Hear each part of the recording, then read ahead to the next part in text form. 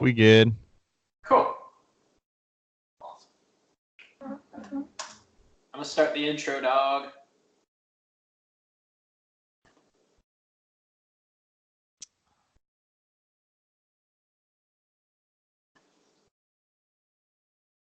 Yeah, bitches.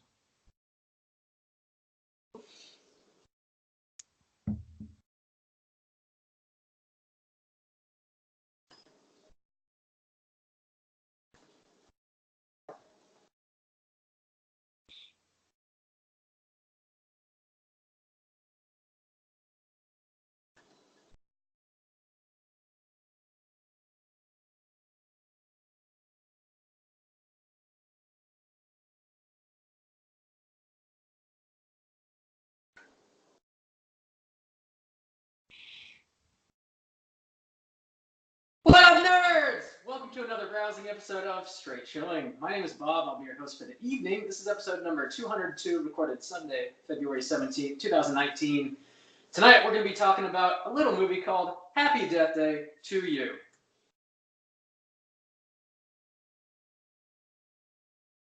Oh, yeah! I know you're flocking in the blue now. Before we get into the review, let me introduce everyone else on the show tonight. First up, calling in from Southern Korea, my boy, Soju. What up? It's your boy, Soju. Sipper of soju, catcher of cooters, connoisseur of creams, champion of yabos, leader of men.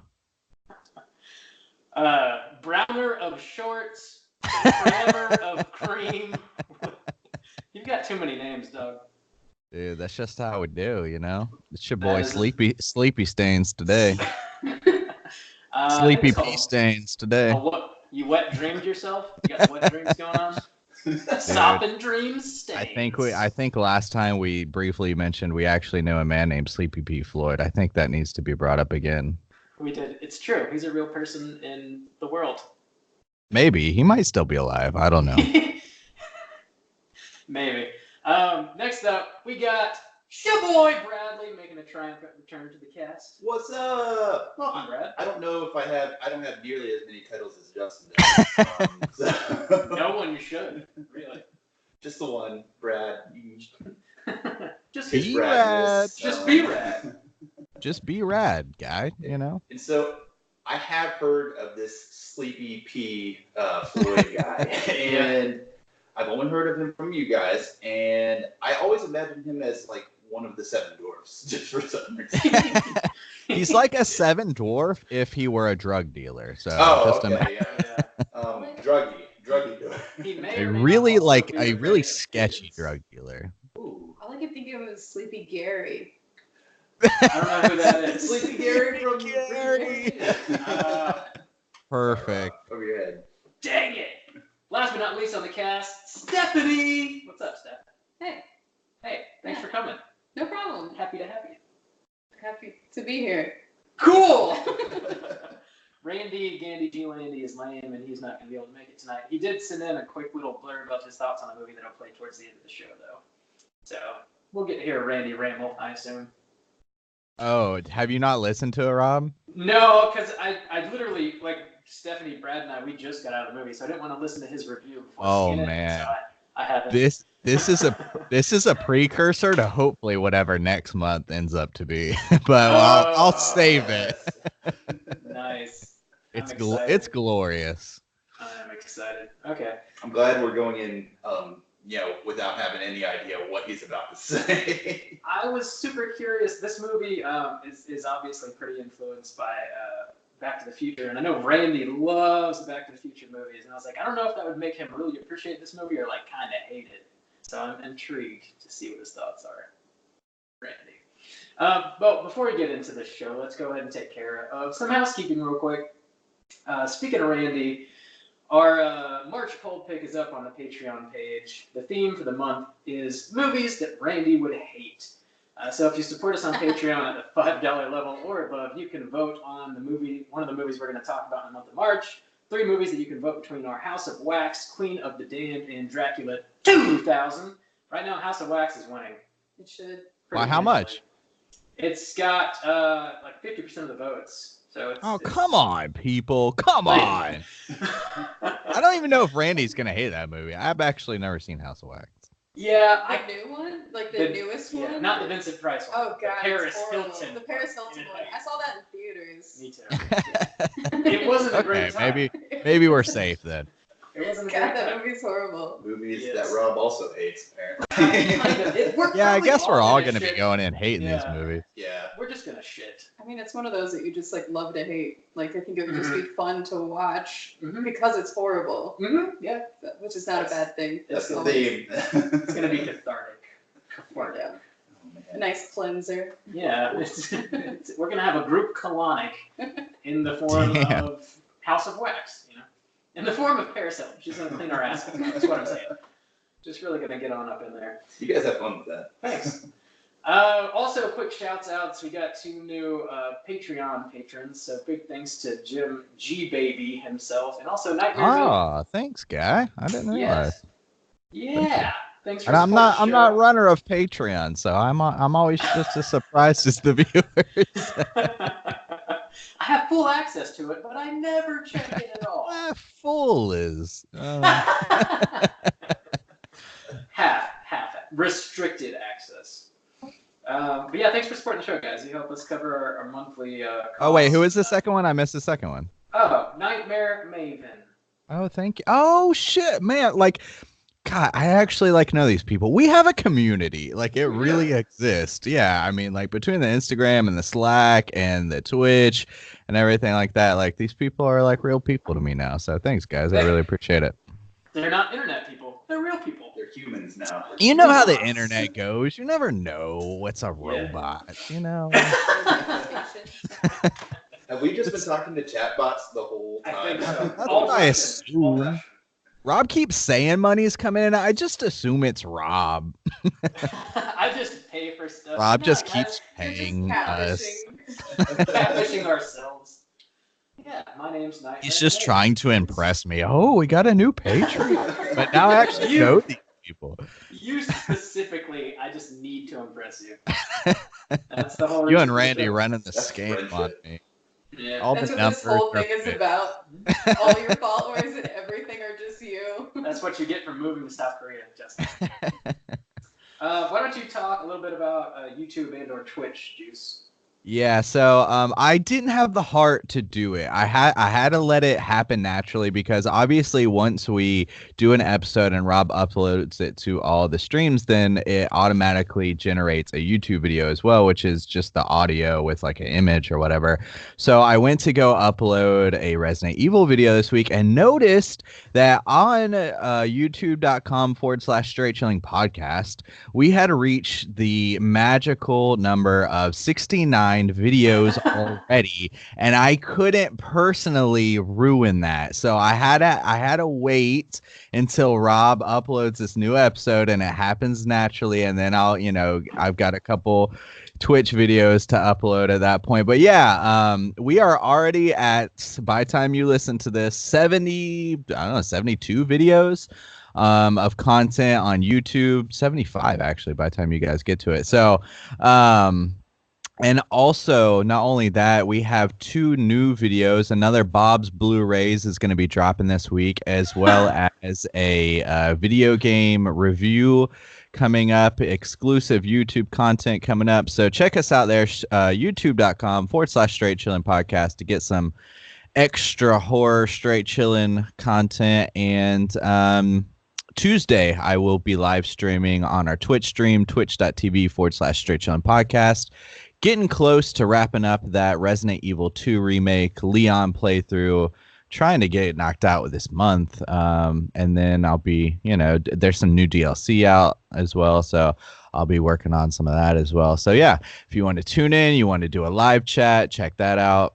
We got all kind of goodies for you on YouTube and Twitch and whatnot. Sweet deal. You can see our big dumb faces on YouTube if you want. Yeah, you can see my ass at 4 Probably don't. a.m. You can see what that terrible shit looks like, because right now that's what's happening. Justin, you're a fucking trooper. Well, You look kind of like you're going to go to an emo show after this, right? put a little bourbon in my coffee this morning. Oh. Ah, Good idea. swerving with the bourbon. All you need is the babyface mask, and you'll be the killer from Happy Oh, Death Day. Yeah. I like it. get one of those. Actually, that's Podcasting in kind of theme. terrifying.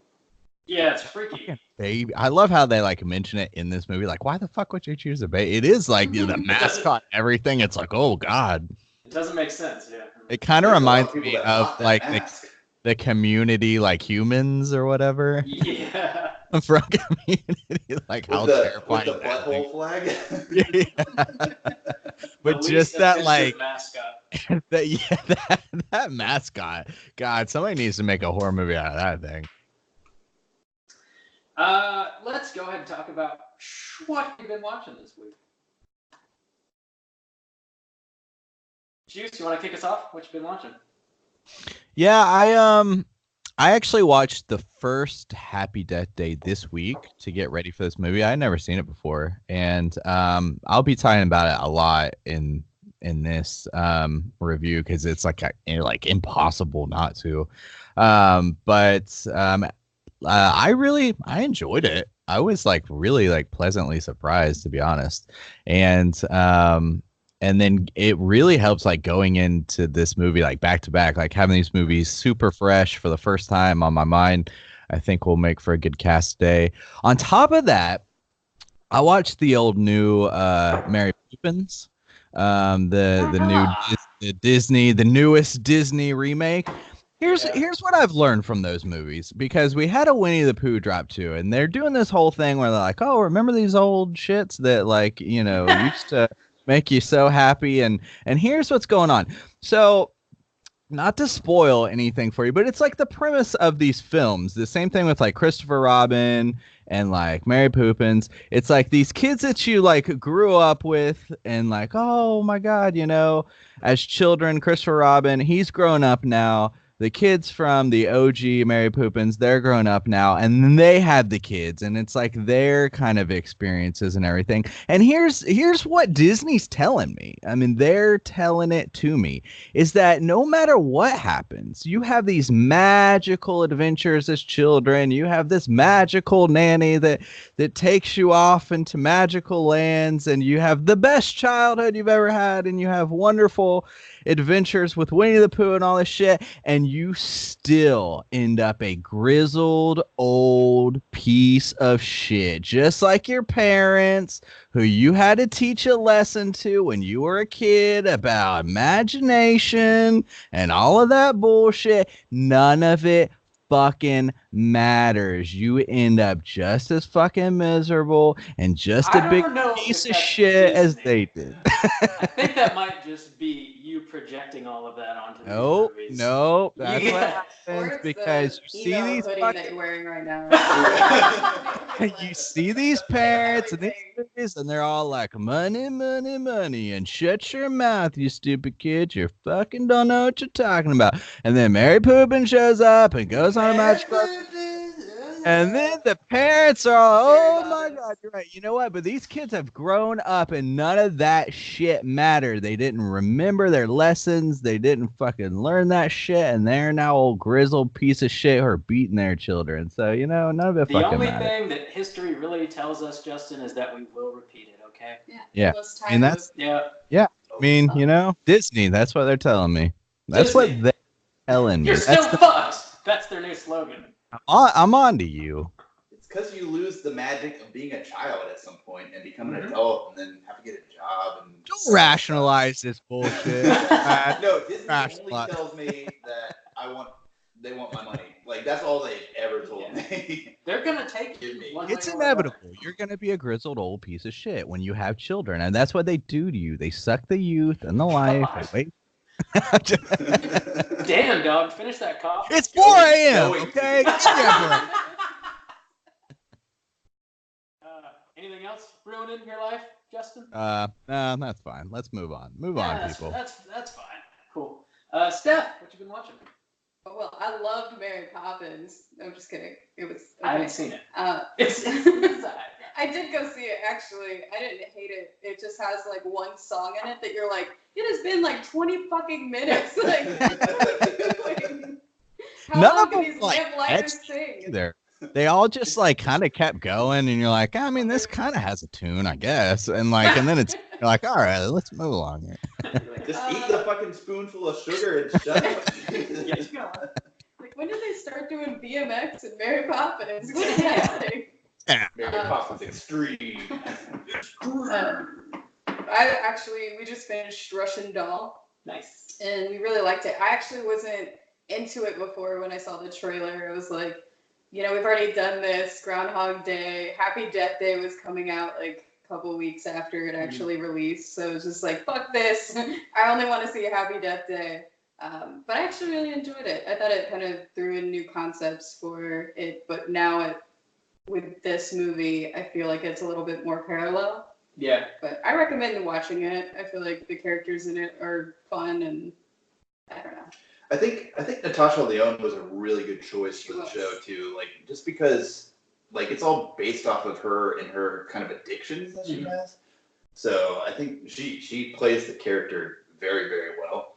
Well, you need somebody like crass and gritty. Like Yeah, right. So, and not to mention, like, I think the only other thing I've seen with her in it besides Orange is the New Black is American Pie. Right? So, That's my only reference. Yeah, as well. I always forget she's in that. Fuck. so much Yeah. range. Huh. She plays the same thing. Like, she's a crass, gritty character. Yeah. Actually, whenever we started watching it, Brad was like, "Oh, is she a lesbian in this too?" Because she's a lesbian in everything. She's a lesbian Huh. in American Pie. Yeah. And in Orange is the New Black, and he was just like, "Wait, is she a lesbian in real life?" And then immediately, like, within the first 10 minutes, he's like, "Oh wait, no, like, she's Fell down that she's not Natasha this." Lyonne hole. Breaking that mold just from that. I just wanted to know. Don't stereotype her. Don't put her in a box. Typecast that shit. Yeah, Brad, I'm an asshole. Right. Really. get out. That's true. Anything else? No, I mean, besides that, I've been watching The Office because we were going to do an Office trivia, Nice. so we did not win. Aw. I would be useless. There's so as much well. content. It's too much Yeah. content. Like, we did a Parks and Rec one a couple of months ago, and Brad and I could have done it, like, just the two of us. We know so much about that show. Pros. Pros. But, like, The Office, like, whenever I sat down, and I was with my family, with my cousins, they did a ton of studying, and I was like, I kind of, like, casually watched it. I just am not as passionate about that show as I am Parks and Rec, so...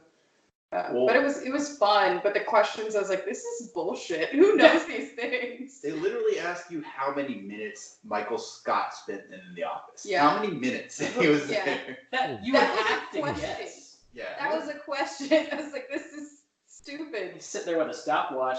Yeah. Well, in season 9, they like sing to him whenever he leaves. Yeah. Or did he leave season 8? I don't know. Whatever the episode Whatever that he season. actually leaves, they sing that. So, I don't even know what It's musical it's from. the song from Rent.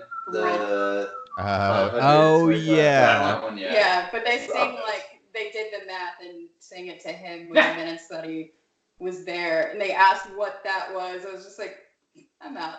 Nice. I can't do this. I'm not nerdy enough. Yeah. I mean, I'm pretty nerdy, but like, I guess I'm not that much of a fan. So I was like, I'll check it out. Yeah, for you guys outside. I'm with you. The Office is aight. It's aight. It's a good show. It's a lot of content, and there's Yeah. like not all of it is good. Yeah. So Yeah, it did feel like overall Parks and Rec was more consistent. I always like went back and forth about like which show I loved more, but like I would have to say that I think Parks and Rec is more consistently good because like after like season like I think maybe like season 6, maybe The Office, like they had some rough episodes and even like halves of seasons where you're just like, oh man, they need to go ahead and wrap this up. Once Will Ferrell shows up, you're just like, I'm out. well, it's Will Ferrell, Ray Romano shows up. Oh yeah, Jim Jim Carrey. Carrey. Yeah. Damn. Yeah. Jim Carrey. Like they're just there for an episode, but Will Ferrell's there for like 4 or something.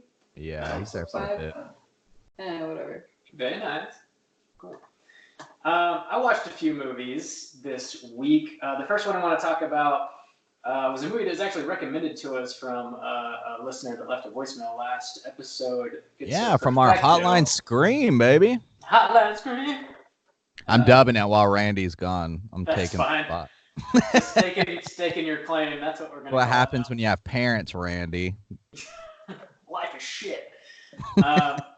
He called in and recommended that we check out a movie called Society it's like a crazy body horror movie from the 80s that none of us had ever seen before. So I picked it up and watched it, and I freaking loved it, man. I got a really good kick out of it. It's a Brian Yuzna movie, and Brian Yuzna always works with this practical effects artist by the name of Screaming Mad George, and he kind of lives up to his name because whenever you watch one of these Brian Yuzna movies, it's just like so sweaty and gooey, and there's just like limbs and blood and just chaos. How about those alien Yabos, Bob, plus half star? No, that's your rule, not mine. But I guess. Oh God, Bob's too good for the Yabos. I always forget. I don't have to adopt your methods, Justin. I do need to impress you, though. Too good. Maybe I'll think Do you about think it. I would give the half star for the Yabos? I don't always give the half star for the Yabos. You would. Okay. You would. It's confirmed. Society is freaking a lot of fun, though. I had a really good time with it. If you want to watch absurd practical effects, that's kind of the movie to go to. It's my new jam. Thanks, Perfecto. I also watched a movie called The Golem, which is the latest release from Dread and Epic Pictures. It's about a monster, the Golem, which I didn't really know anything about. I guess it's related to Judaism, which in some way it's like this creature that you can create that basically kills your enemies for you. Yeah, Bob, don't you watch The Simpsons Yes. Treehouse of Horrors? Bob, come on. This is So- where we get our culture. I don't know. Fan, Rob. I can't watch everything. I only have 2 eyeballs. I mean, 30-something seasons isn't enough for you. No, to watch sorry. just the Treehouse I of li- Horrors episodes. Sorry. It like actually kind of blows my mind how much I've just learned from like world history and culture and art and film from the fucking Simpsons. Like That's I'm why it's like the greatest once show ever. yeah, it really did like just like subconsciously like teach me so much. Like I only know of that Jewish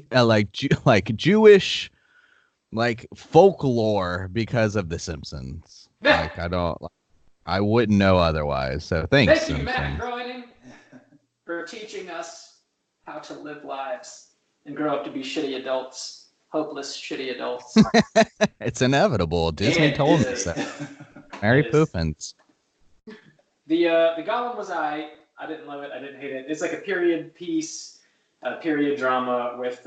It's got like a lot of, I don't know, like matriarchal themes to it, which were kind of interesting. The main character is like super well written and like like the performance is pretty great. But as far as like a monster movie goes, it was just okay. I didn't really love it. Didn't really hate it. When was it made?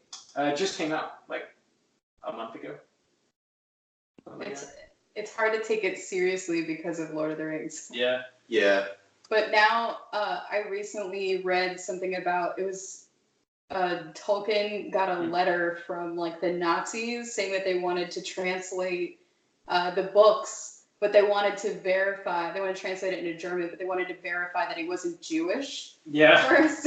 So now I kind of feel like, wait a minute, maybe they weren't far off of just like thinking Maybe. that he could be Jewish. But Yeah. he wrote this really like sarcastic letter back about how he's like, I wish I was Jewish because it's such rich culture and amazing Nice. people and all this stuff.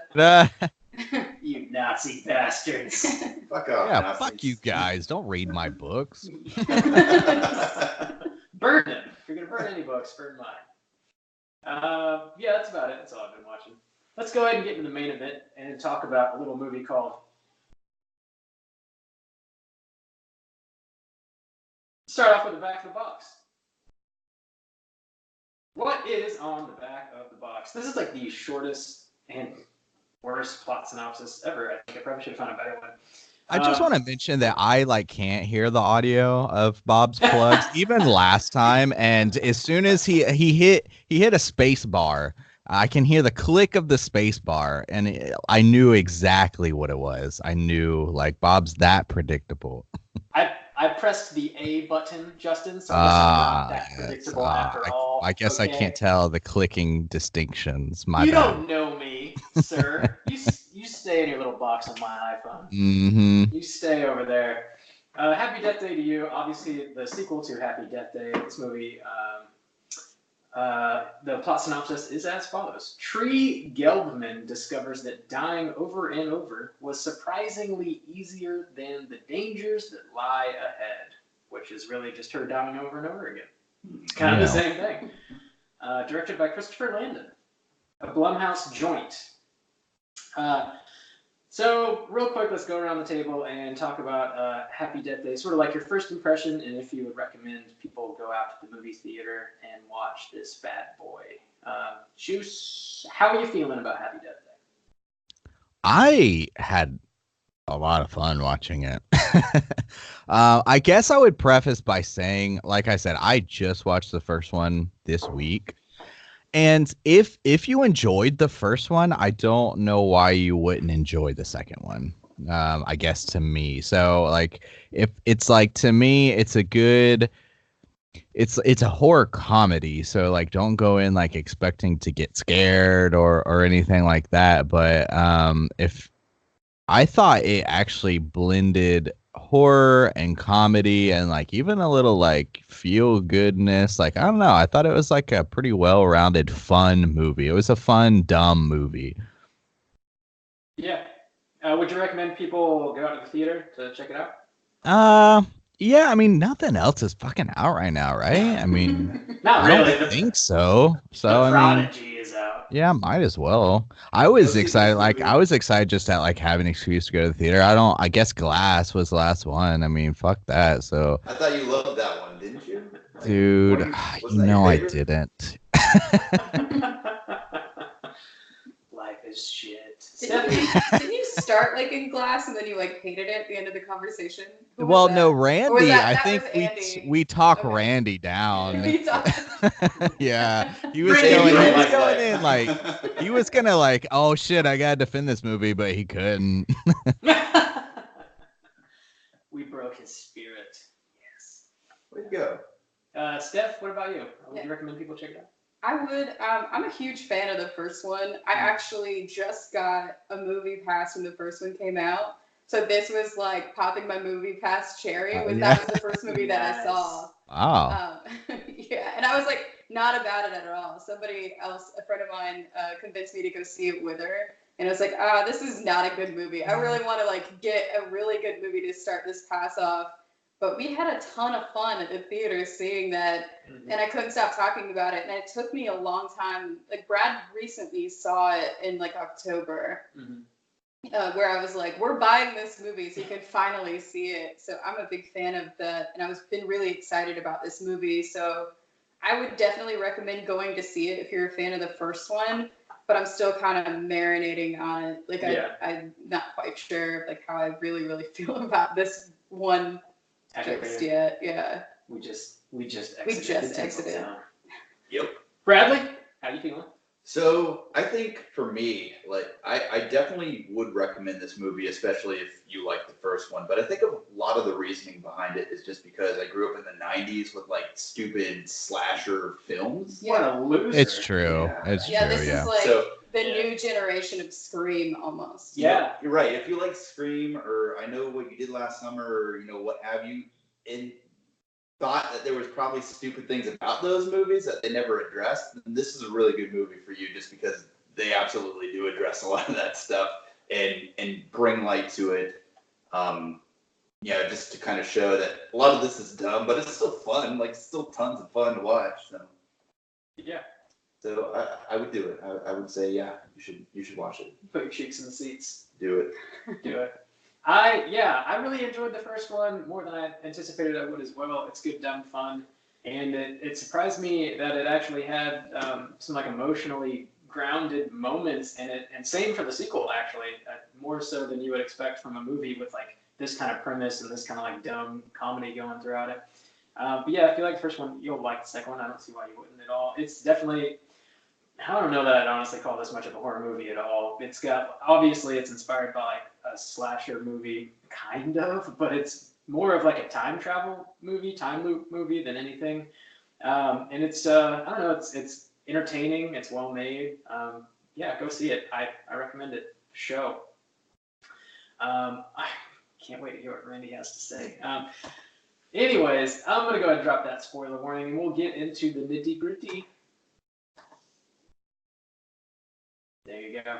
Happy Death Day to you. So this movie, the way it kind of opens is, it almost seems like it's gonna be more of Ryan's movie, like Tree's friend in the first movie. He's like, I guess, a science major or something like that. You come to find out because it starts off with him in a time loop. You're like, okay, this might just be like more about him actually. But you come to find out that he creates this sort of like machine that creates the time loop in the first movie, which is not mentioned whatsoever. They kind of retcon that here.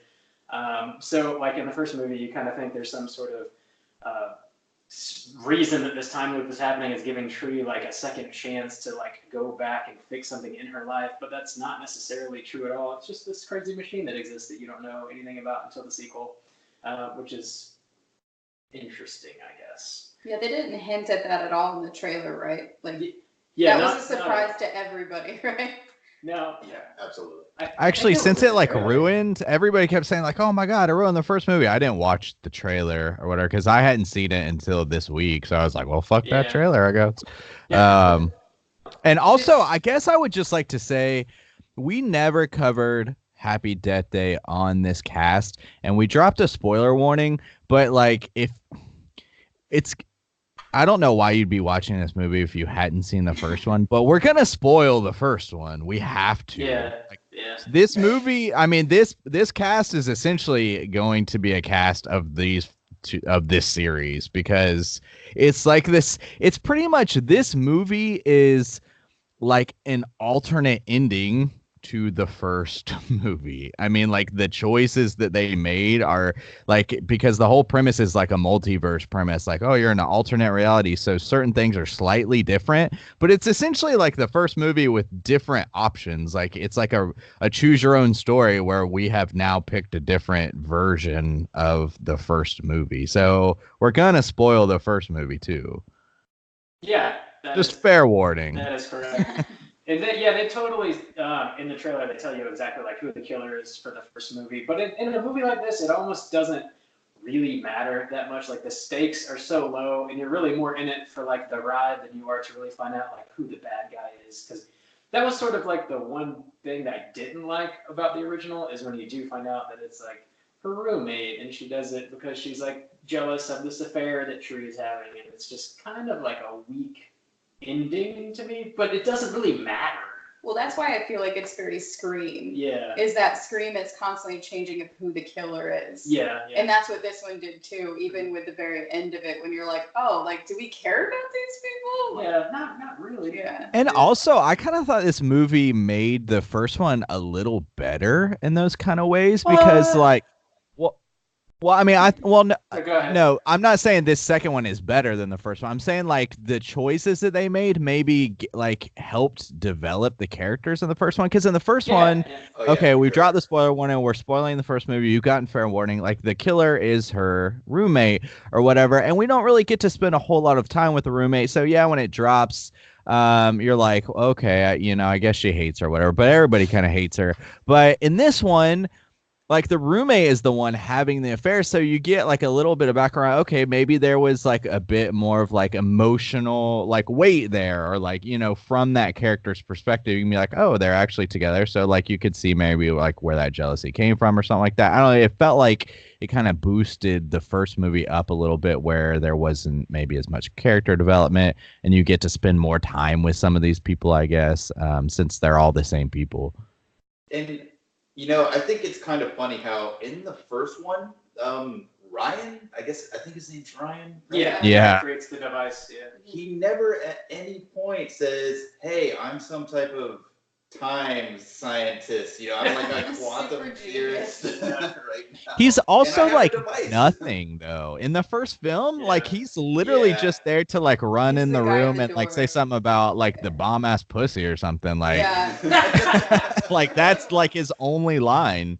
That's why I was really relieved that it wasn't him over and over.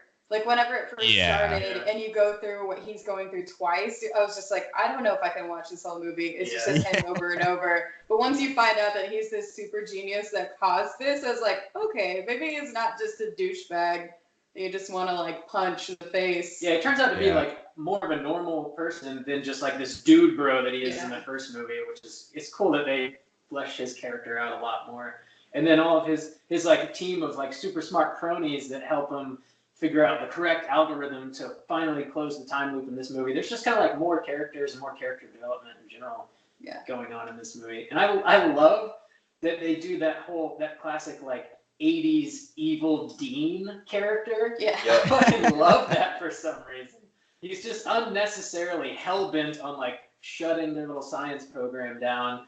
And I love that he's just like kind of a bumbling idiot, and then he's watching Jackson Galaxy on the TV. Oh god, that was the worst. He's way into his cat. Oh, Yeah, there was a I portrait love of him holding a Yeah. cat. I love that shit. I don't know if you Oh, guys and know his cat this. tie. His cat tie, I yeah. forgot about that. Way So- into cats. So I have this. I hate Jackson Galaxy just because of his fucking sideburns. They are the worst. For those that, And that he carries a guitar case full of cat toys. for those that don't know who Jackson Galaxy is, you want to explain it? Yeah, he is. What's his title? Like cat whisperer? Yeah, like something? cat therapist. or Cat something? therapist. I don't know, but he travels around. His gimmick, his whole gimmick is just stupid. Looks like a Guy Fieri type. Yeah. Yeah, it's like the Guy Fieri, except he doesn't Yeah. whisper to hamburgers or whatever. He whispers to kittens. Dog, whisper to my cheeseburger. It'll taste better. Yeah. But he has these stupid fucking sideburns that like he is bald. He is bald and he has sideburns somehow still. And then it like cuts off and he has this line that starts into his beard and like, why would you ever do this to us? Every time. Every time I see him I get angry. I feel like people should be free to express themselves whatever they want to do, but the fucking guitar case full of cat toys Yeah. is where I draw the It's like a line. lie. Yeah. He's There's no got a band. guitar in Does there. he even play guitar? He's got a band. He has a band. Are they the Galaxy Bros? I'm gonna try and find the name real quick. Is it a band of cats? I A hope band so. of horses, band of cats. It's gotta be cat themed, right? Galaxy cats. Yeah, it's just called the Jackson Galaxy Band. Oh, it's not Jackson and the Pussycats? Oh, Jackson. Do they wear cat ears No, I and don't. tails? I don't think so. No. Anyway, that's Don't ruin my another- dream, Rob. God, that man. That got deep. sideburns. Yeah, they're just Brad passionately hates this man. those sideburns are offensive to my It's alright. sensibilities. Yeah, like and the Dean aspect, because they do this whole like heist kind of thing where they have to steal from the Dean. And this is where like I felt like his character and things surrounding that is really where the lines of like horror started to kind of blend away.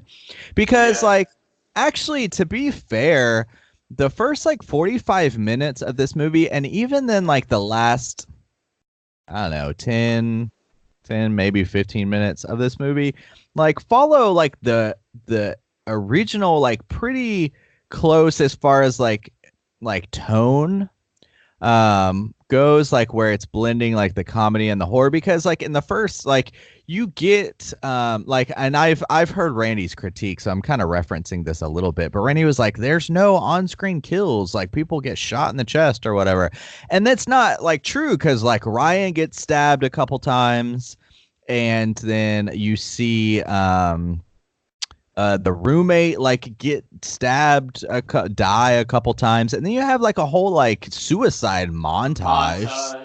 Yeah, which I mean is like levity, but still it's like dark. It's really like she's finding different ways to kill herself, and they're always like brutal. Like she throws herself into a wood chipper and like blood splatters everywhere. So like yeah, I mean did they you see do it. the name on the Side. side of that? Yeah. Yeah, Biff's tree removal. Oh business or whatever. yeah, I man. did Yeah. notice that. And the clock tower kill as well. Ah, Just kind of nice. different. Yeah, it was Damn, very- I didn't very even, like- Zemeckis heavy in this one. Yeah. Yeah, I was Yeah. holding that in. The Sorry. Biffs. The Biffs. I figured Yeah, you'd and- probably say it in trivia. Trivia, yeah. Yeah. And then but even like the killer reveal at the end, like yeah, okay, like he like the shooting people and stuff like that. But and like the like serial killer guy or whatever who's like let loose in the hospital, like he's still in this too. So Yeah. like I mean, it definitely is more comedic and is lighter than the first one. And it's mostly because of like that Dean and the heist, kind of like they spent a lot of time where like they have to steal this machine back, or where the dean's trying to like foil a plan. And like, yeah, that's all comedy. Like there's no horror aspect in that storyline. But I mean, for the most part, like it kind of stays true to that OG, feeling. With just that extra dean thrown in. So I mean, I don't know. I thought it was like horror. I mean, it's getting dangerously close to not being, but I mean, it had enough in there. Wasn't there a montage like that in the first one of just her dying over and over and over again and trying something new? Yeah, and it had the same kind of levity because at that point she was trying to catch the killer. So at one point she's like spying on like the doctor's wife, and she's like all camoed out, and she has like night vision goes on, and it's like got this like boppy kind of music, and like the killer like jumps from the hedges from the side and like kills her. So I mean, yeah, I mean, I didn't think that they were that different from the original. Like, as far, I mean, except with that extra Dean presence, and I think that really seemed to skew it because he was such a strong, like, like from the, like Rob said, like it's a character that like from your favorite comedies from like the 80s and 90s and stuff like that. So it kind of resonates that way. Like this is a comedy character, and all his scenes are very comedic, but like, I don't know, it still had this, like, the horror aspects from the original, I thought. Yeah, they're in there. Yeah, it's definitely like, they wanted to have something gory and gross, but then they also like Ferris Bueller a little bit. Yeah, yeah. It's a nice blend. There's definitely a blend going on here. It's kind of like something that everybody can enjoy, even if you're not really into horror movies. This might be like a nice crossover movie. I'm wondering like how well it did this weekend, how much money it made. I'm a little curious. And did you watch? Yeah. Huh. Probably not. Did you watch the All the Way to the End, Justin? There was like an after or like a mid-credit scene that happened. I didn't. What was it? It's well, pretty much as soon as they finished filming the second movie, the writer or whatever said he had an idea for a third. So if this one makes enough money, I'm sure they'll make that third one. But basically, is cool. I'm down for the trilogy. But basically, the little mid-credit scene that they have is some agency, some like government agency, takes the time loop machine, and then they like go grab all the kids, and they're like, "Hey, come show us how to work this thing." And they walk into this big government facility, and they want to like purposefully put someone in a time loop to see how it actually works. And then Tree's like, "Oh, I think I have the perfect candidate for something like that." And then it cuts to her friend, who in the first movie is kind of like a douchebag, but in the second movie turns out to be really nice. It cuts to her like sitting up in bed and screaming, assuming like making you think she's gonna be the guinea pig for whatever. Oh, the girl who pretended to be blind or whatever. Yeah, Danielle. Okay, dude, if this one is like the first one was supposed to be Groundhog's Day, and this one's Back to the Future, what is the third one gonna be? I don't know. Ooh. Return of the Jedi. Just like that. The last one. I thought, dude, just this premise alone, like, gives these guys like a boost up for me. Because, God, this movie, it's like it plays out as so dumb and just stupid fun, but like these are some cheeky bastards, man. Like. They do, like, we cover so many movies and so many times, like, I've seen bad, like, this is everything that they've done through these two movies, and the way that they set the sequel up, even though, like, multiverse and stuff like that, but the way that they've executed and stuff like that is, like, they've done a good job. Like, as a sequel, and how it played out, and like even though like it's ridiculous and the machine and everything like that, it essentially explores the alternatives of the first movie. Like there's so many in the first movie, there's so many like red herrings, like, oh, who is the killer? And that's like part of the fun, like Brad, like of the 90s, kind of like the mystery kind of thing of like the screams and the I Know What You Did Last Summer. It's like, who is the killer and stuff like that. And they take that and they're able to like do it again in the sequel because to make it still make sense. It really is almost like it's like if in 20 years they like redid this movie, but they really just made it a sequel instead. I don't know. You know what I'm saying? Like, and it still fits that original premise. It still makes sense. Like, oh yeah, of course that dude would have like a premise. And of course, like, because we thought he was a suspect like in the first one. So I don't know. I think it's like actually, even though it plays out as like big kind of dumb fun, I think it's like pretty clever, honestly. Yeah, I agree. It's very smart. It's very well done, especially when you look at the first movie. Like there's really no need for a sequel to this, but I'm glad that they didn't make the exact same thing. Obviously, there's some repetition because that's built into the plot and like the whole story, but they introduced like this crazy spin with this machine and like new fresh characters. And they have like the sequences with Tree's mother. So like in this side universe or this alternate reality that she gets thrown into in this movie, her mother is alive. Where in the first movie, her mother has been murdered. And there's that sequence where like she's at her birthday dinner and she finally sees her mom for the first time in however many years, and it's like super heartfelt. And then there's that other scene towards the end of the movie where she tells her mother goodbye, basically, because she's gonna go back. Yeah, and even like she has like discussions with her, and even then I was like, there were some things like in this big dumb goofy ass fucking horror movie that were just kind of like touching like my life. I was like, damn, you know, she was like, oh, you gotta like let go of the past and let the future, and like having a heartfelt thing, like it was like having a talk with your like mom who it like played out the whole premise of your mom's dead and you've mourned her and now you get a second chance to talk to her. Like that played out like a drama type of movie, and I was like, damn, man, like I felt it too. It didn't feel like ham-fisted or forced or anything like that. So you have this movie is like, it seems as though everything that it's trying to do, it's like pulling off, like totally pulling off. Yeah. So if you go into this movie like expecting it to be like a normal slasher movie, or if you go into it like expecting to take the entire thing seriously, you're kind of missing the point, but it still manages to surprise you with those like heartfelt moments and like pull at your heartstrings and stuff. So it's not just a popcorn movie, but it is very much a popcorn movie, you know? It's kind of got a lot going on for it. Yeah.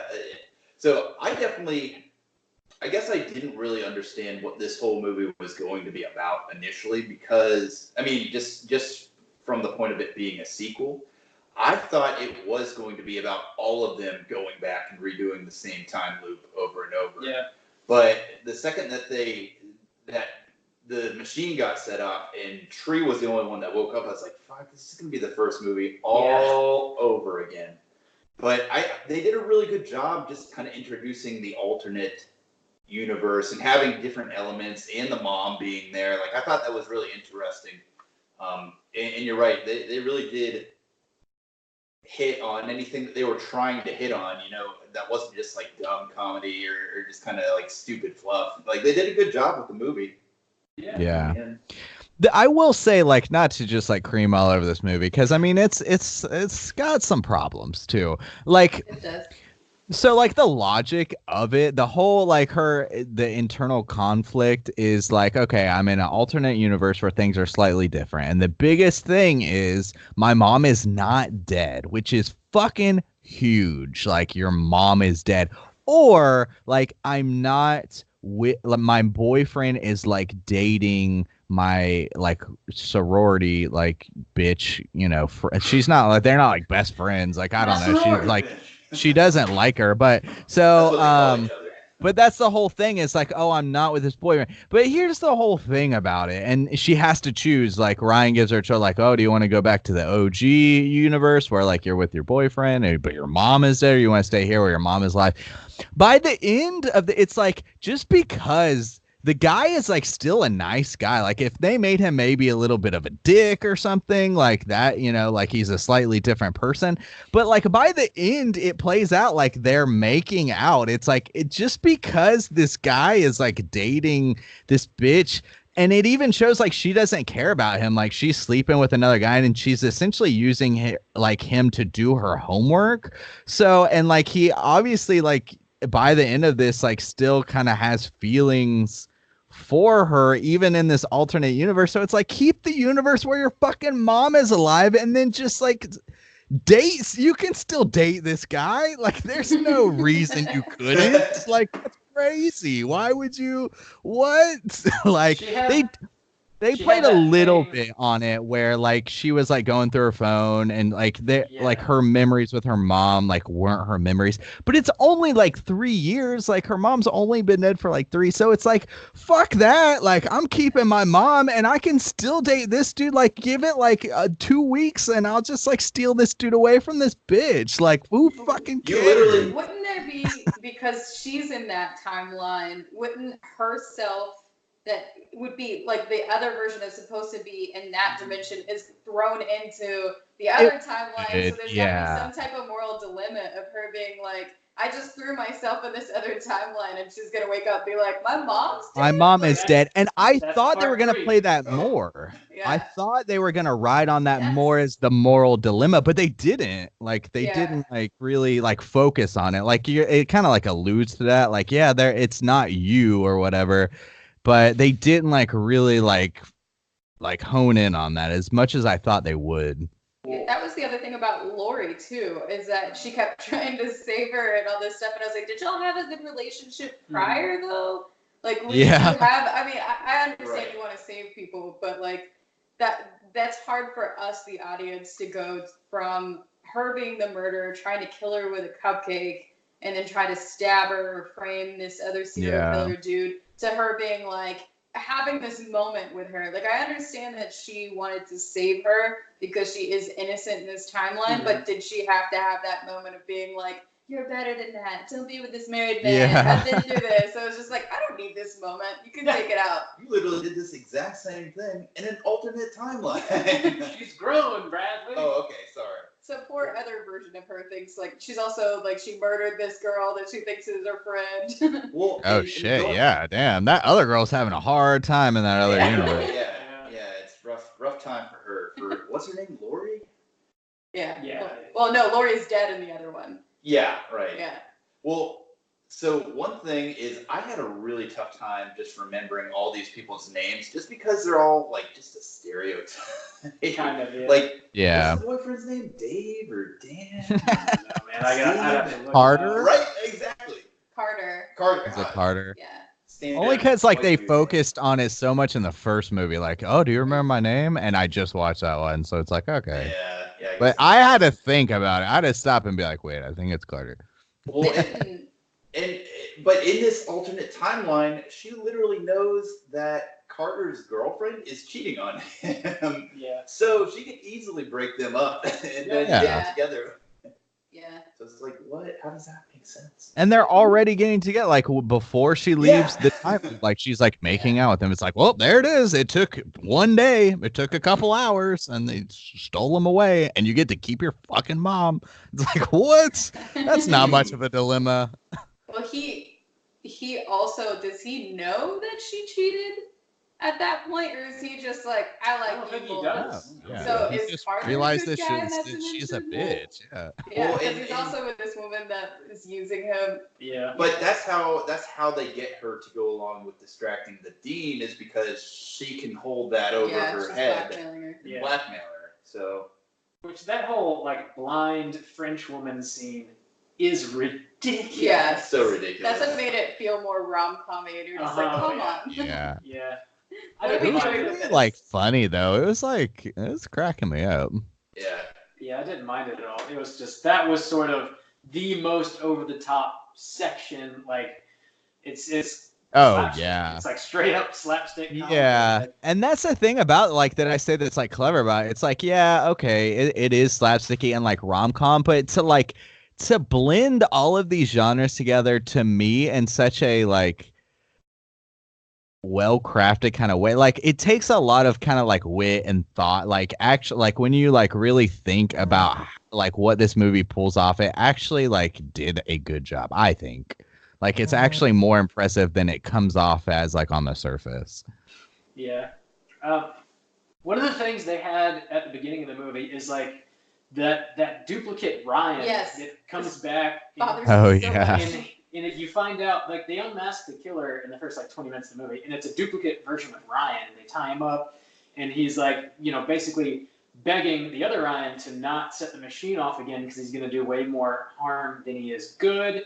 but he sets it off anyway, and that's what throws Tree back into her version of the time loop. And I expected in this movie that there was going to be like way more duplicates. I thought we were going to get like duplicate trees and stuff like that. But that makes me wonder, like, so he apparently came back from the future to stop himself from doing this. It's like, what terrible stuff was that guy trying to stop from happening? And did he just ruin like all the other multiverses, or did he create some monster or something? Like, I don't know. I assume that hopefully the third movie's going to get more into that. That's what kind of bothered me about like when you get towards the end of the movie and you're expecting like the last killer to be Tree, a duplicate version of her. Like when the credits start and you don't even see that extra little video, mid credits of showing that there's going to be a third one. You, as a viewer, you're like, this never came back again. Yeah. Like, what are we gonna do with that information? So it felt like unnecessary plot hole and. Whoa. Like, couldn't it just been a killer and then they think that they killed a killer and and then release the thing anyway? Sissy put it off, It could have been like anyone. Is it necessary to have it be another duplicate at that point? Yeah. Like, if you're not going to introduce that everybody is going to go through a loop, because that's the way the trailer made it seem. Is that every one of them is going to start going through a loop. So that's what I thought. I was like, okay, Ryan's going to go through it. Tree's going to go through it again. It looked like Danielle was going to go through it because she wakes up in that scream. And I think, I'm pretty certain that is in the trailer and they just moved it to the end. Interesting. Well, and I think it's funny that alternate timeline Ryan, his decision-making process, he decides to try to go back and murder himself. Yeah. Which I'm like, okay, so that he's working on this machine with like time factors in it, and it doesn't seem to be hard to get any of them convinced to do anything. Seriously. But is it a future self or is he another dimension? That's a good question. It could be side Ryan. I don't know. Yeah. Holy shit. We never know. It never comes back. Happy Death Day 3. Because they don't kill him, right? No, they just tie him up and then they hit and then the machine goes off. Yeah. Yeah. Interesting. Yeah. That's one of the reasons why I don't know how I feel about it. Like if I did really like this or not. It's got some holes. I mean, yeah, it does. For sure. Yeah, just because I feel like that felt very unfinished, like an idea they threw in, or like that had to do with like an alternate ending. Because we bought Happy Death Day, and I watched they had alternative endings, and they had a couple of scenes that they took out. Some of them were really unnecessary, so I feel like maybe this was something, like there was another duplicate that they removed just for the sake of time, or it wasn't necessary. They just felt like they just didn't want to go in that direction. Make it too messy, maybe. Yeah. Because like the scene with her jumping out of the plane in the bikini was added in after they already finished some of this stuff. Oh, okay. They went back and did that. So like, could they have done that with there was a duplicate in it? I don't know. Yeah, I don't know. I'm curious to see more of that though. I really like that aspect of it, like crossing parallel universes or whatever. I kind of like that. Yeah, it was an unexpected twist of what they put in. And I was actually wondering, like, whenever the Universal comes up in the beginning, the first one, it plays it over and over for it to be like, this is your foreshadowing for it. So whenever it showed, like, 3 screens together, I was like, what the hell is this? So now it makes more sense, like, going through the whole movie and being like, okay, so it's more of, another dimension time loop. I'm waiting for this to become a Cloverfield movie with the alternate dimensions. Oh God, dude! Maybe my God! They said it's a good movie, and then they just decided to add some monsters or aliens or God knows what in at the end. So maybe that's what alternate Ryan's trying to stop. Who knows? That's right. This is Cloverfield. That's the third one. Except the third one's gonna tie into Cloverfield. Worst movie ever. It is a paradox. Wow. You're gonna see John Goodman. It's just gonna walk by in the third one. I would sign up for John Goodman in a third installment of this movie. Keep the monsters though. If that happens, then we need to recast this, and I would probably shit all over this movie at that point. I mean, we haven't figured out what movie they're gonna tie it in with yet, so it might be Cloverfield. The third good one, they're just retconning that piece of shit. Cloverfield. Cloverfield. What was it called? Paradox? Paradox. Oh, God. What if they do like some shitty rom-com, like it's like Ghosts of Girlfriends Past or something, or whatever that Matthew McConaughey movie, whenever he's like haunted by his girlfriends. I don't know. What it Fall was. in love with the giant monster, like Shape of Water. Shape of Water. Yeah, I'd be down with that. There's like an alternate Carter where he's a reptile. He's got He's like, I still love Nobody notices. He just. it. It's always been that way. It's no big deal. Old Scaredy Carter. He's amphibious as fuck. Do you guys have anything else we need to touch on before we rate this bad boy? Nah. Silence. I think it's pretty straightforward. Yeah, I think we touched most of the stuff. So let's go ahead and do that real quick. Justin, do you care to kick us off out of 5? How are you feeling about Happy Death Day to you? Yeah, sure. I think the series works as a whole. I was pleased with the sequel. I was pleased with the original. I know it strays pretty far from horror. Like it really almost just kind of like breaks out completely. But I think there's enough in there. And just the other stuff was done so well that I'm like willing to forgive it, I guess. But I mean, I gotta recognize like this is no perfect movie by any means. It was just able to entertain me, and I had fun with it. And I don't know, it did after watching the first one. It's like so close to this one. Her reliving the same day again, like, did start to get a little tedious. Like once she like started to do, I was like, okay, I just watched this. And even in that first one, it starts to get a little tedious. So, it's, watching these movies, it's not something I'd want to do like a whole lot just because of that. It's like, okay. But I thought that they worked well together, and it really does kind of touch on that period piece for me of like, I do like enjoy like the 90s, the kind of horror I grew up in, or like the era. And of course, like to me, like this is kind of like a Scream 1 and 2 light, like it's nowhere near like Scream good level, but it's like a light, like a light kind of version, and they do it well. So for this movie specifically, I don't know. I think I'll give it like a 2.5 to try and be like fair. Like I feel like personally I enjoy it more than that, but I think when all the dust settles and everything's said and done, I think 2.5 is fair for the long haul for this movie. All right, conservative Justin. That's fine. Yeah, I'm trying not to like, I don't know. And because a lot of it is like right from the first one too. Like I'd never seen it. So like I was like very pleasantly surprised. So, trying to be, trying to be fair. All right. Steph, how are you feeling out of 5? I did enjoy this movie. The first one is definitely better. I thought that it was a good alternative to it, and that it really like was different from what I was expecting, which I feel like it was a good thing, that it was more of a dimensional thing and not just the loop over and over. I'm still very much relieved it wasn't fully about Ryan.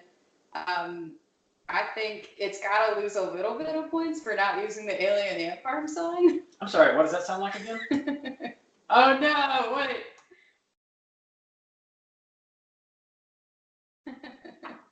Like, sorry. Yeah, so that's just such a missed opportunity. I mean, if you have to choose between what you're gonna put in, like, don't put in that song "You're Beautiful." Right. Like that Especially for a movie that's trying to like reference the 90s horror. It's like, I mean, I know this, like that song is like what, 2000, maybe 2001, but it's close enough. Yeah, exactly. Like, I'm not saying I'm a hardcore Alien Ant Farm fan, but if they have it in the lyrics, No one should like, be. Oh, hey, oh. They even credit 99 bottles of beer. Yeah. And then freaking happy birthday at the end of the movie. They do, yeah. Choose what you're gonna pay for. Or maybe Alien Ant Farm is just like, fuck that series, man. Like, we don't want anything to do with I it. think they take the money. They probably take the money. Yeah. What else are they doing? Yeah. So it's gotta lose a little bit of points for that. Or maybe they just don't know about it. It's possible. Not probable, but I guess it's possible. But Alien Ant Farm, watch this movie, please.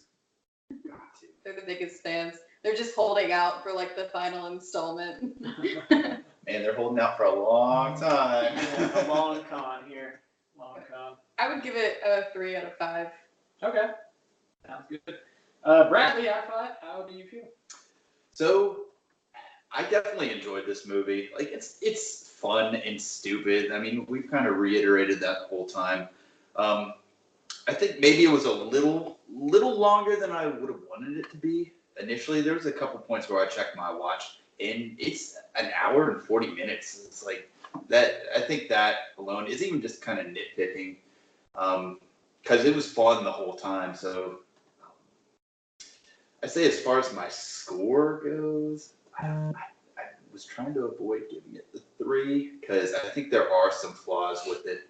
Like, Tree basically becomes a quantum physicist in like, they said the first one she died 11 times. I think they confirmed. Yeah.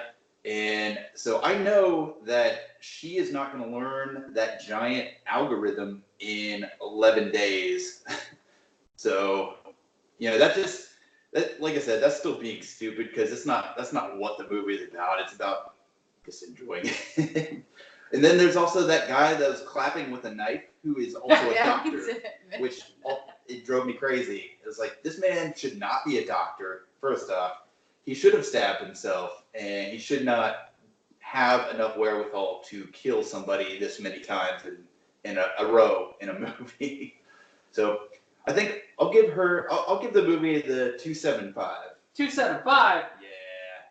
Complicated. That's not complicated. That's Decimals, Get baby. with it. It's math. We're mathing. I like this movie a lot, and pretty much the entirety, I was like entertained, like from go. I never got bored with it. I think what they did was pretty smart with like adding the time loop stuff. That was, it sort of adds to the original and also creates this really awesome sequel. It's just good, dumb fun, and like I have already said, it's got these really amazing, like heartfelt moments that sort of help elevate a movie like this. That took me by surprise, and I didn't really expect it. And also, it's got a substation kill, so I've got to give it bonus points for that. I don't know. I don't really have a whole lot of negative stuff to say about it, with the exception of, I guess there's definitely some stuff going on that they don't elaborate on with like the duplicate Ryan, and maybe they could have tightened that up a little bit, but that's about it. Like, as far as what the filmmakers were trying to do, I think they really did a great job with it. I don't really think they fell short of much of anything, and I had a great time watching it, so I'm going to give it a 4. I don't have a whole lot of negatives here. Rob, so is Substation Kills your version of Yabos? Like, do they get a half star? Whoa, half star substations. Whoa, Rob's too good for the Yabos though. I will say, Bob, I was playing Resident Evil. We were doing the Twitch. It wasn't this past time, but I don't know, maybe last Tuesday. And there's a puzzle that's like involved like collecting like or connecting electricity or whatever. You gotta like put these like pieces together, and I was like, oh, better call Bob. I was having a hard time a little bit with that puzzle, but I was like, oh shit. So that's your role now, Bob. Cool. Dial 1-800-BOBBY-D. Help you solve your electrical puzzles. I actually just called that hotline Scream, That's true. I'm just gonna hammer that home while Randy's gone. That's fine. What he gets for having parents. They love him. That's what you get for being born, loser. He doesn't get to name the new sequences. Doesn't get to do it. Speaking of Randy Gandy G Laney, let's go ahead and listen to the clip that he sent in. Here we go. I'm excited.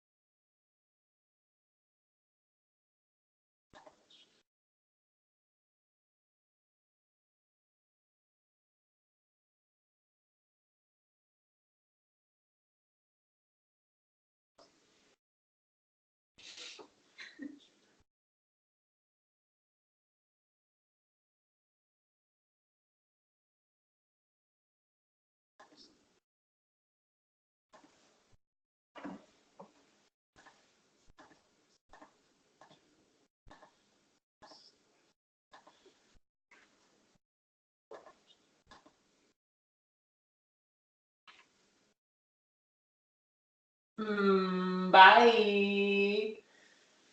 Randy with the sunny disposition on this I know. movie. Randy, that's I hope that's just a small preview of what we're gonna get next month. Fucking Randy rant right there. First thing I want to comment on real quick is Randy's fancy little reverb that he put on his voice.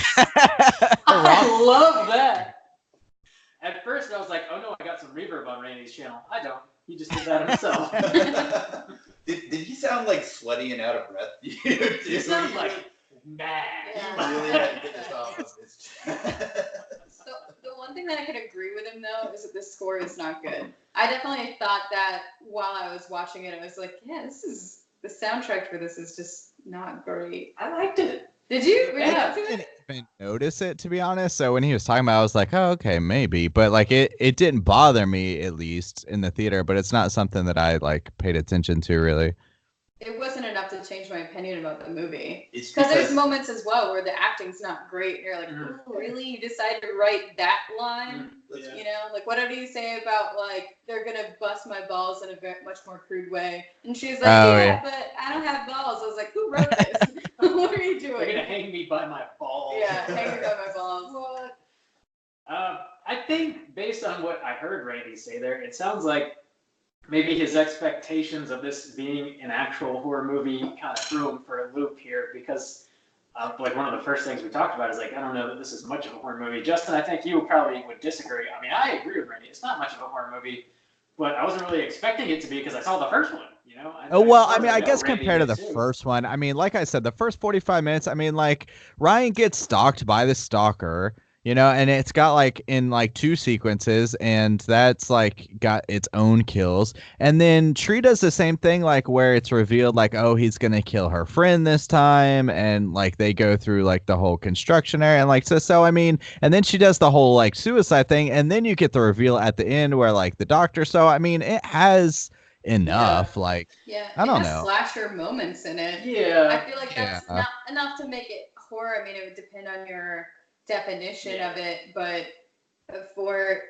I don't feel like it's that different from the first one as far as the slasher moments in it. Or the I feel like don't. it's probably the same. Yeah, Or the tone of it. sure. Yeah, exactly. You should have I- known yeah. from seeing the first one exactly what you're gonna get. Yeah.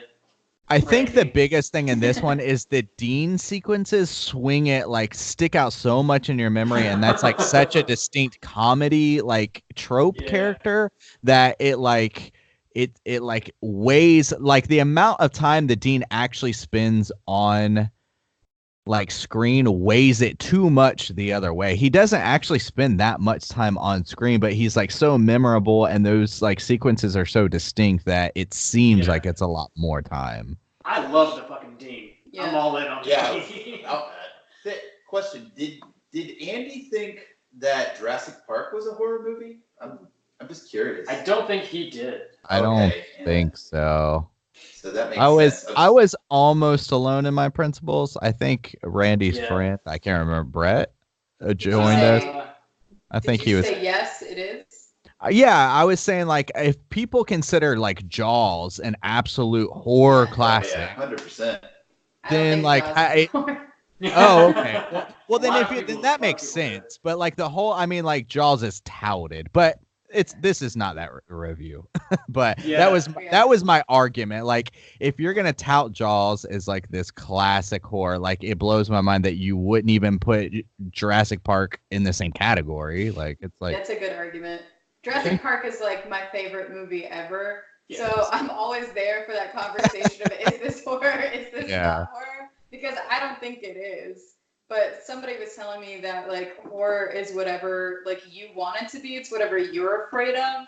So you can consider that horror. This movie is not like terrifying at all. No. I mean, No, unless this you're afraid movie, of a yeah. baby mascot, which I guess I am. I mean, Because Well, he's that's pretty kinda creepy. creepy. Terrified by that.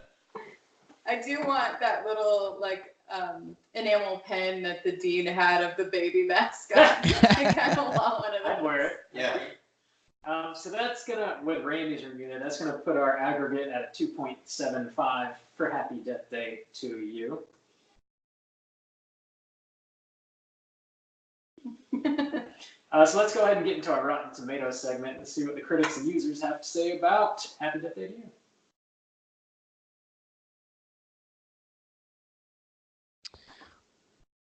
all right, let's hop in here. Take it away.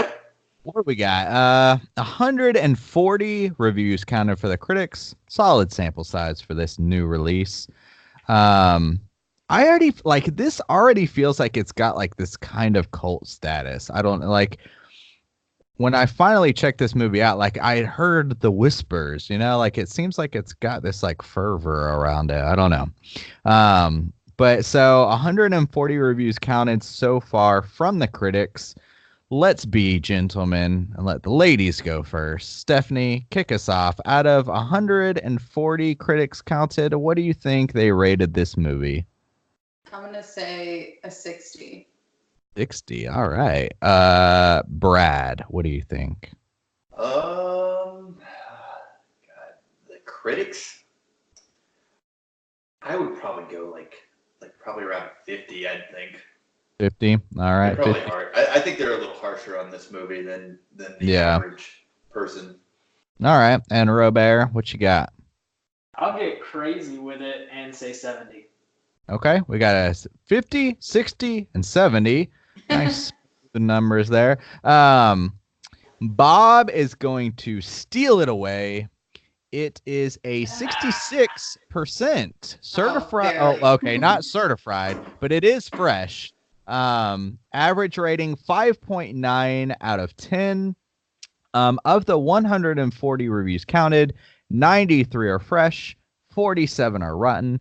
The critic consensus is a funnier follow-up with a sci-fi bent.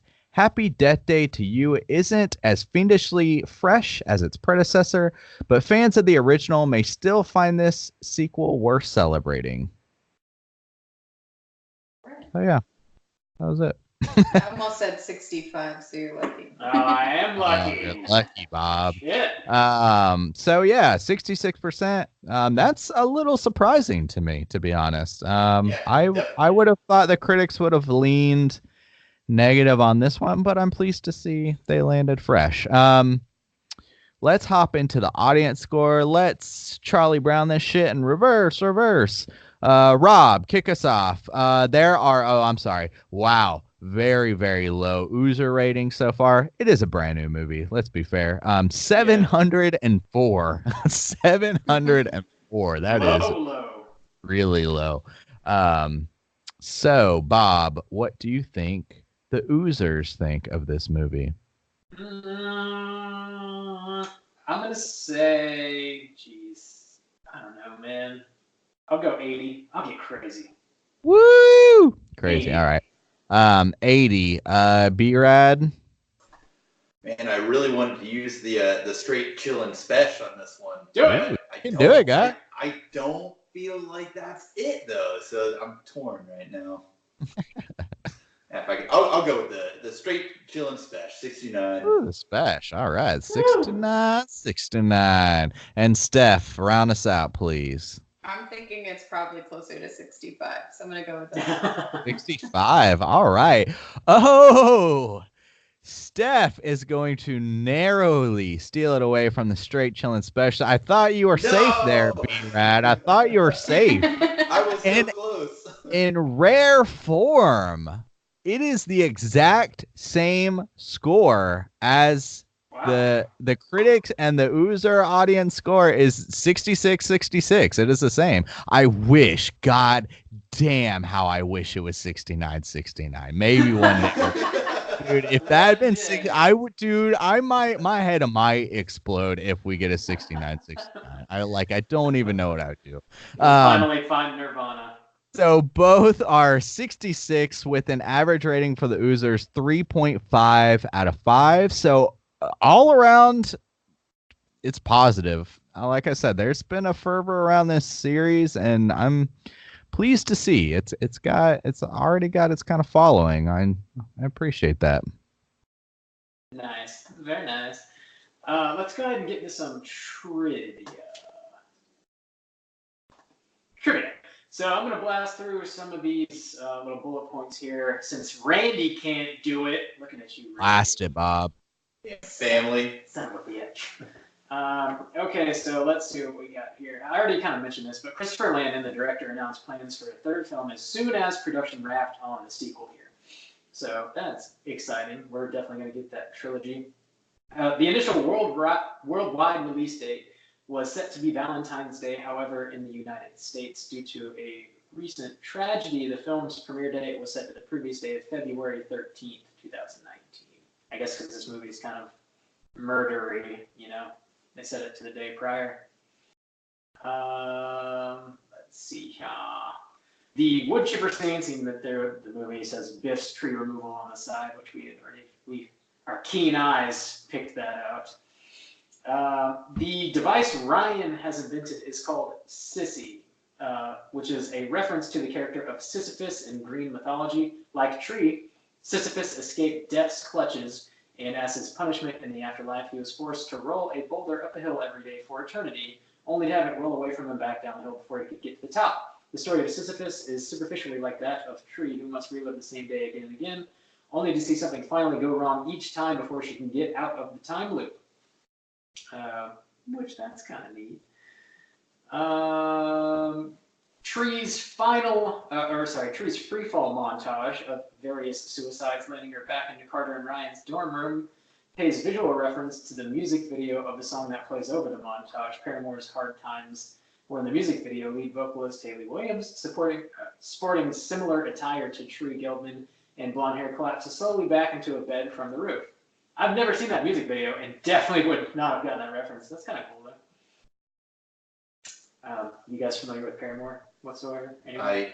I know of them. Yeah. Meh. I've heard rumors. Cool. I've heard. Cool. Actually, I did like that shot where it's like her falling and then all of a sudden it like flows into the was bedroom. cool. I thought that was pretty cool. That was what, the clock suicide or whatever, when she climbs the clock tower, I think. Yeah. I actually love that whole montage. I thought that was great. Yeah, that suicide I'm there montage for was a good cool. montage. Yeah. It's like one of those things. When in high school, fucking Netch, Bob, me and Netch used to fuck around in one of our classes, and we used to kind of like do that shit from across the room. We would like mimic to each other like with different ways to commit suicide in our classes, and it just I don't know. It feels like one of those things where like it's just like good like fun that at one point you thought like when she's just in the aisle like. What? We're going back to and she just emo like Justin. Yeah, emo Justin. okay, guy, whatever. You've never thought of putting yourself in terrible ways over and over again. Come Just on. because you don't want to do homework. Well, Math just a little is hard. AP history fun, you know. Better kill myself. Times are tough. Let's see. I'm trying to go through some of this and pick out some interesting stuff. Body count is 20, 7 of which are Tree, 3 of which are Lori, 2 of which are John, and guarding the officer. Yeah, okay, the officer. So, Yeah, I was like, who's John? yeah, no, I guess And I that's guess his Carter name. won. Yeah, Carter. Yeah, it says 20, and then it starts to list them, and then definitely does not list 20. So I don't know what the others. I don't know what the others are. How many for Tree? I mean 7. the doctor like dies at the end of sequence, and I guess his wife too, because he shoots yeah. her. I totally forgot that his wife was a part of this too. Yeah, that was Yeah. it, actually, Oops. but whatever. That wasn't necessary at all. No, it wasn't. Like It was they a had to little justify surprise. paying that actress or something. They're like, get in there, get We earn your have to paycheck. have- Just kidding. We have to have the surprise person. Who else are we gonna throw in there? It should have been the lady sitting there reading a book. Yeah, should have been. Juice, there's not really a cooter in this, would you say? Oh, a cooter. Let's talk. I would argue against that. Yeah. Brad, who's your cooter of the week? What you got? Let's see if we've done our jobs. Let's see if we have trained up a healthy audience of cooter hunters out there. Let's see if Brad can break it down for us. Well, I mean, I have one that I think is like the most obvious. All right. My runner-up would probably be alternate reality Ryan, because he's just kind of an asshole for not explaining anything. Fuck that guy. Yeah. Kind of does fuck up a Shut lot up, of try to shit. murder people. He's got the Give him attire. That opportunity, though. He's got it. Yeah. attire is wild. But Does they like bomb pussy or whatever? Bomb the vagina over and over again. That's why he came back. He's got to get it again. So, Who you got, Brad? so I'm definitely going to say the doctor guy on this one. He is by far awful. And super creepy looking too. He's got that weird like Willard come over type deal. Yeah. Yeah, break it down for us, Brad. All right, so we got the doctor, cooter of the week, and what's he hit? Where's he hitting here, Brad? Well, he's got the attire. Check. He's got Attire. the sexual deviancy. Check. Sexual He deviancy is- on. I mean, I don't even know if I'd say he was manipulative, but either that or his wife. Like apparently his wife. Well, Yeah. it's hard to say because like bleed over from the first movie, he's like in the first movie he tries to manipulate like Tree more because that's Yeah. their relationship. So that like he is manipulative, but you don't necessarily like see it as much in this movie. But good hit there. Yeah. I honestly forgot what the other categories of. We always Good forget was. the last one. I'm but an understudy. The only one that you didn't hit on was the self-importance. That's my- so like, he's self-Eric. definitely good. Yeah. He's Yeah. gotta be. He I mean, did also like slither into that room. Oh. It's like- Yeah, he does kind of. He was like, "Who are you?" Good, Brad. Man. Woo. I'm proud. I'm like a proud father over here. You Yes. graduated Cooter Wait, College and- today. Yeah, Bob was just gonna skirt over the whole segment, but good catch, Brad. The doctor certainly is a not even just like a wheel. It's doctor hits solid on the old cooter chart, like Certified. real Thank solid. you. So I'm glad I got my cooter diploma now. So You did. absolutely. Official hunter over here. We need to get those badges made up. Randy, where? Goddamn, Randy. he better be making Um, those badges right now with his family. Yeah. So Laminated, we are Mom. yes, cooter of the week. What is that dude's name? A doctor. Dr. Cooter. I called him Dr. Nick. From Doc. Dr. Nick. Good. Yes. So yes, happy Death Day and Death Day 2. He would like hit the cooter in both, I suppose. He's like the same dude, but in this one he even elevates it to the high because he's actually the killer. So, Mix it up. yeah, He's not good, the same dude, but he's like the same dude. Yeah. good job, He's Brad. not a different man. No. He's not different. Got that cooter of the week on lock. Got it. I feel like regular Ryan isn't that great either, though. Because like in his loop, whenever he like wakes up in his car and he gets up and there's all that garbage that comes out, I'm like, you're a fucking scientist. What are you doing? What a little shithead. Get it together, Ryan. Yeah. Like a cooter So- understudy. What?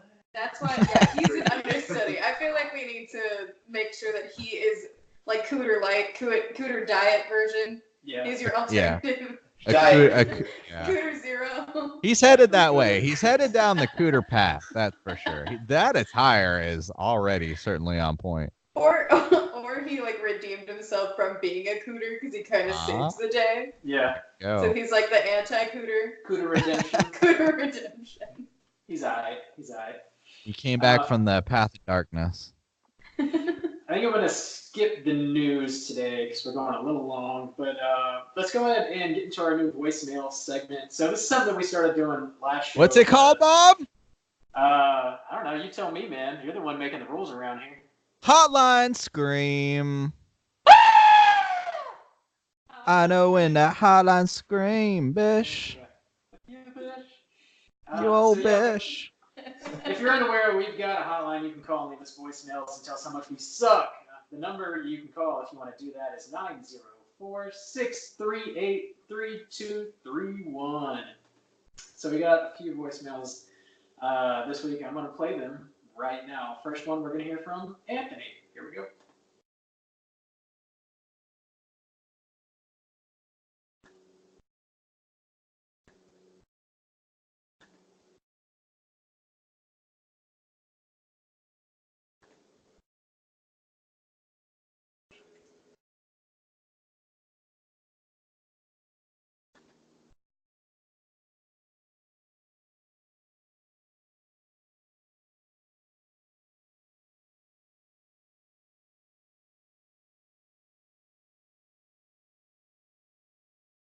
Oh, Anthony. Yeah, so Anthony was on our Suspiria 2018 show in which I was not a big fan of that movie, and I had since rewatched it, and I've warmed up on it. I still don't love it, but I've warmed to it, and now he's shitting all over my face because I said that I kind of like it now, which is fine. Yeah, and that's fair because he even kind of called us out a little bit. I mean, we gave you the shit for it, but I mean, Bob led the crusade. This was Bob's crusade of Suspiria. Even in the top 10, he wasn't willing to come out and didn't even make the top 10. And here's the thing, Bob, you rated it a 1.5. I had my tirade last year where I was against Halloween, but I at least was fair and gave it a 2.5. 1.5 for Suspiria 2018 is ludicrous. So we need to know now, what is your new rating for Suspiria 2018? Man, I'm not changing my official score, but if we did another show on it today, I'd probably give it I don't know, man, maybe a 2.5 or a 3. Okay. That'd I be can confirm that Rob is Yabo-less right now. Yep, blown clean off. Blown clean off. Doesn't that blow your Yabos off? What was the last movie that you all actually liked? Oh, that wasn't Glass. I know. I would listen to y'all shit on Glass. It was. I was like, I actually like this movie. So I had a big rant about it with Brad afterwards, and I was like, don't listen to them, Brad. Glass? You liked Glass? I did. We talked about. I don't mind admitting it. The Descent, maybe. We did that recently, we did and Descent. I know we all like that. That was It might have been the last one we all liked, but yeah. I'm glad you like Glass. I wanted to like it so bad. I don't hate it. Yeah. It's not the best one, of course, but I did. Sure isn't. But there's a lot of movies that I'm like, Brad, don't listen to them because they're not that bad. I steer me clear. I also really like The Meg, and y'all hate that movie. Oh my lord, yeah. Jesus. And it's not a good movie. I understand it's a terrible movie, but I know what I'm going into going to see it. I feel like you have to give that some credit because it's the same thing with Happy Death Day. You could clearly go into this like Andy did and being like, this is a shitty movie. It's not horror. It's not whatever. But that it's not going to be this revolutionary, great horror movie that you're walking into. Nobody's going to go see The Meg and be like, this is going to be a whole new fucking take on shark movies, and it's going to blow your mind. It's going to be horrible. The science is going to be terrible, but there's going to be a fun death in it. I wanted more death. I was just kind of bored. More death. Yeah, it was kind of boring. Yeah. But, dude, we all liked. I hear you. Episode 199 was Martyrs. I think that one was positive, and actually 197 was the old Poops tapes, and I think we liked that one too. I think it ended up maybe positive, or at least close. And then Descent. So actually, I feel like those are the ones from this year: the Descent, the Poops tapes, Glass, the Martyrs, retrospective, and They. So I feel like we're hitting positive for the year. It's the beginning of the year, though. So. Yeah, it is. You're gonna start out with some shitty stuff. Yeah. And even Yeah. Happy Death Day ended up on the positive, so we good.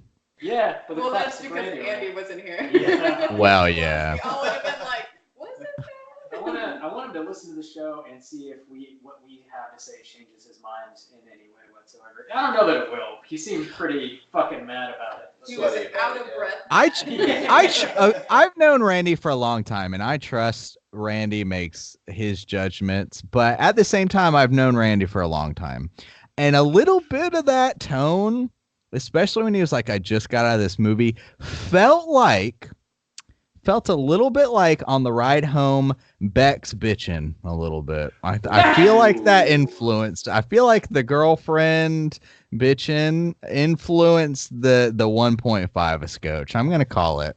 I feel like I felt that in the tone.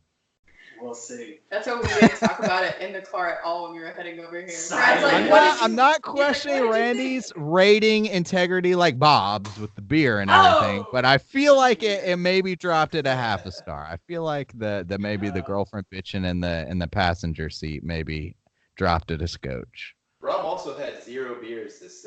No this beers at all. So, we got sober. All right. Rob today. Feeling pretty good. Got that hotline scream. Who's next, Yeah. Bob? We got a few more actually. So next up, let's hear from Stacy.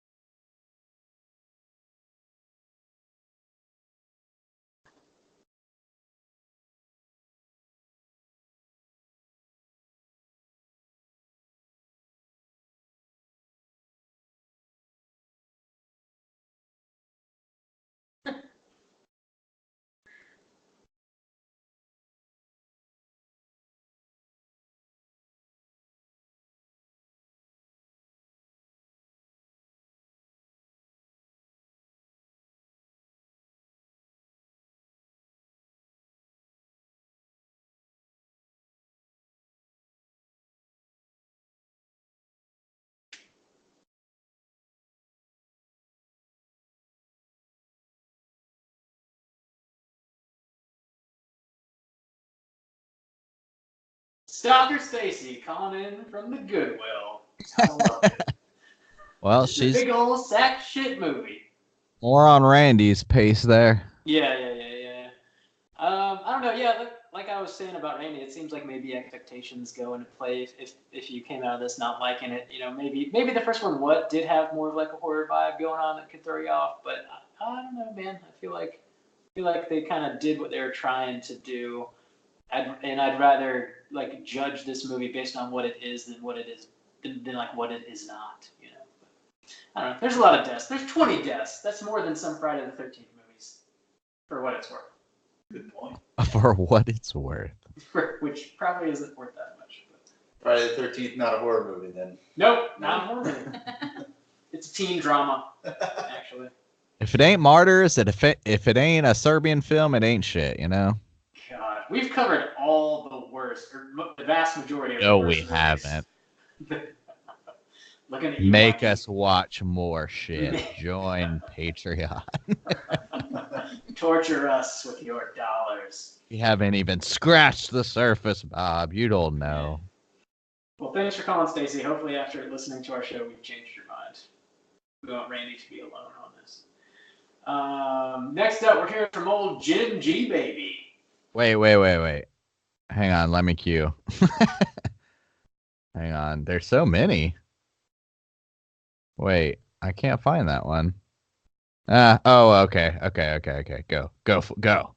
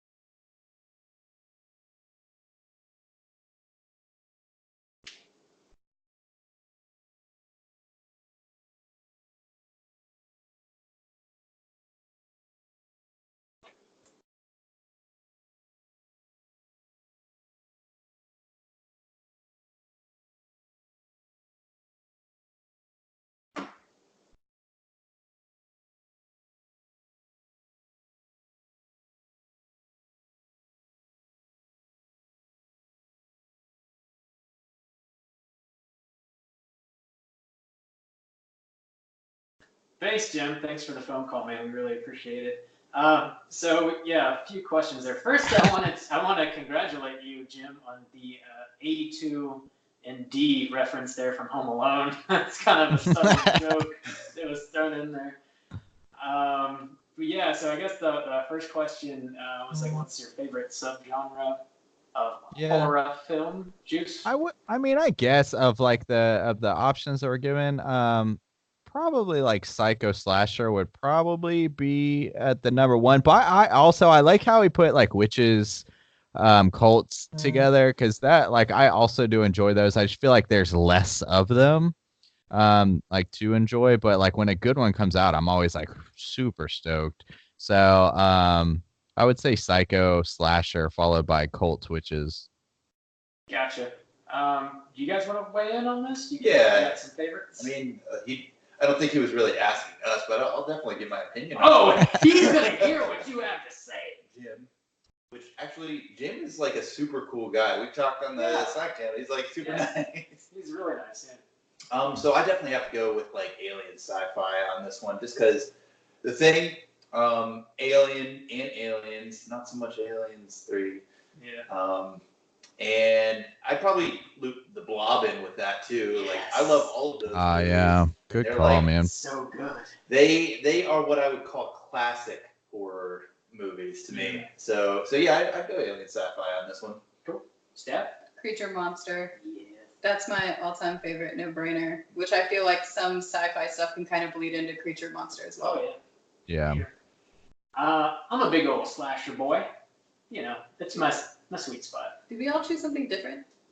Me and No, Bob you said are y'all both technically said the same Psycho thing. Slasher. Yeah, but I mean, I do like the category of witches, cult, especially put together like that.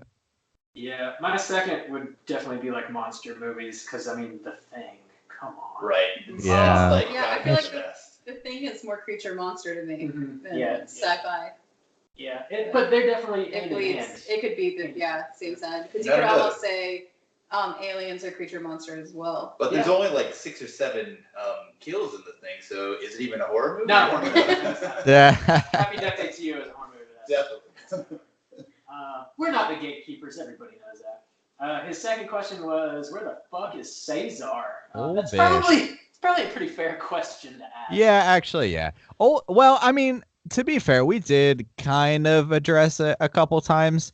Old Bish became an adult last year, essentially, as well.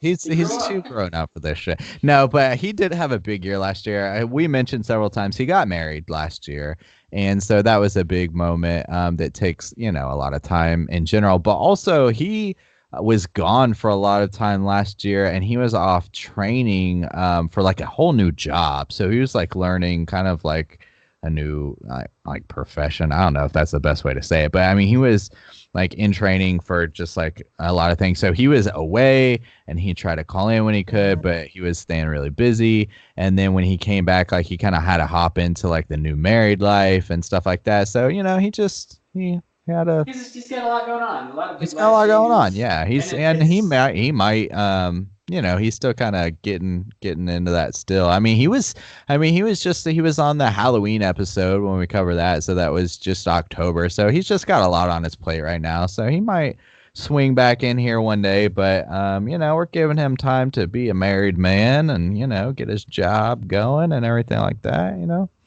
Everything like that. Yeah, the door's always open for Caesar. I'm sure you have the last of them. No, we As far didn't as, like kick his ass to the curb or anything. You can get out, Caesar. As far as the other usual suspects, Drew mentioned on the show when he left, which was quite a while ago actually, that he was just going back to school and wouldn't have as much free time to do the podcast, so he kind of stepped down. But he's been back since he was on the Jurassic Park episode that we referenced earlier in the show as well. And of course, Bradley's back right now! He's here tonight. Here he is. Shit. Hey, what's up? And actually, I would like to say today is Drew's birthday. Happy birthday! Happy birthday, Drew! Death day to Drew. Wait, what?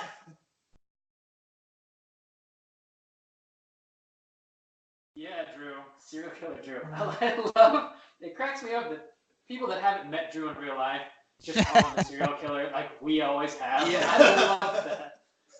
Oh, serial killer dude. Man, and it's all just because he's like super monotone. He's Yeah. a really monotone guy. Very methodical and like, yeah, you could probably kill me if you want to do this. And he also had a death list too at one point, so like that probably doesn't help.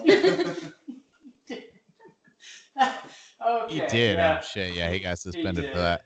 It was a joke death list. You're gonna have to cut that Just so out. you know. Ah, Sorry, dude. It was a while ago. Drew's also like the biggest a sweetheart. while We just- ago. we That's give- like we give 20 him our years time. ago. We all just got added to that list. Yeah, I'm that pretty was a sure. little No, longer. you're gonna get like FBI agents gonna come if Oh, Drew's shit. ever investigated for anything and be like, we listened to your podcast. The FBI listens to this podcast, guys. Yeah, they do, because we're all psychos, you know. Dude, I usually have a pretty good memory for this kind of stuff. Like when we played our like Who Said This segment, I remembered quite a bit. I do not, and I tried to look for it a little bit because he gave us like a range. I do not remember Q-Che coming up on the cast. I remember you saying it. I don't know what show it was on, but I don't getting remember upset it with you. enough to get you riled up. I think it is hilarious that it's come up. Fucking, so this is an old fucking joke. And I couldn't even tell you what it's burned from, but essentially Q-Che is just slang for quarter chub.